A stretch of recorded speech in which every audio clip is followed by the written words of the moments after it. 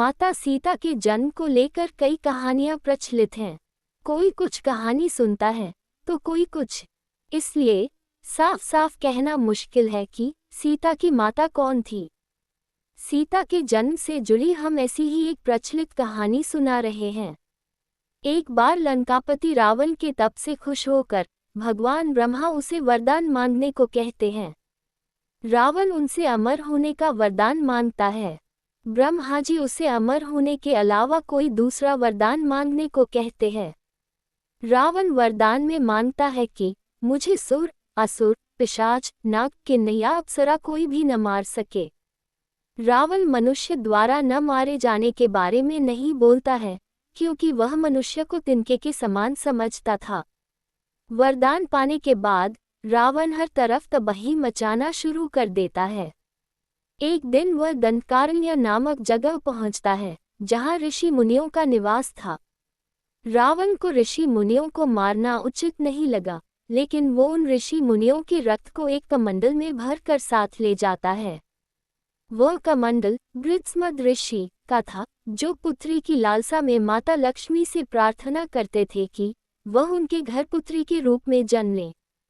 इसके लिए गृत्समद ऋषि रोजाना पूजा पाठ के दौरान पवित्र मंत्र पढ़कर दूध की कुछ बूंदें कमंडल में डाला करते थे, जिसमें रावण रक्त भरकर अपने साथ ले गया था। रावण कमंडल को लंका ले गया और वहां पहुंचकर कमंडल अपनी पत्नी मंदोदरी को देकर कहता है, यह विषैले रक्त से भरा है, इसे संभाल कर रखना और किसी को मत देना। कुछ दिन बाद विहार के लिए रावण किसी पर्वत पर चला जाता है। मंदोदरी को इस तरह रावण का जाना अच्छा नहीं लगता है। वो मृत्यु प्राप्त करने के लिए कमंडल में भरे विष का पान कर लेती है। कमंडल के रक्त को पीने के कुछ समय बाद मंदोदरी गर्भवती हो जाती है।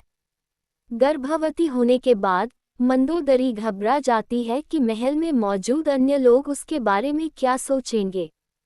फिर मंदोदरी तीर्थ यात्रा का नाम लेकर कुरुक्षेत्र चली जाती है। वहां मंदोदरी एक बच्ची को जन्म देती है, लेकिन लोक लाज के चलते वो उसे एक कलश में रखकर जमीन में दफना देती है। कुछ दिनों बाद राजा जनक भी कुरुक्षेत्र जाते हैं। जब वह जमीन में हल चलाते हैं तो उन्हें वहां कलश मिलता है, जिसमें मंदोदरी ने बच्ची को रखा था।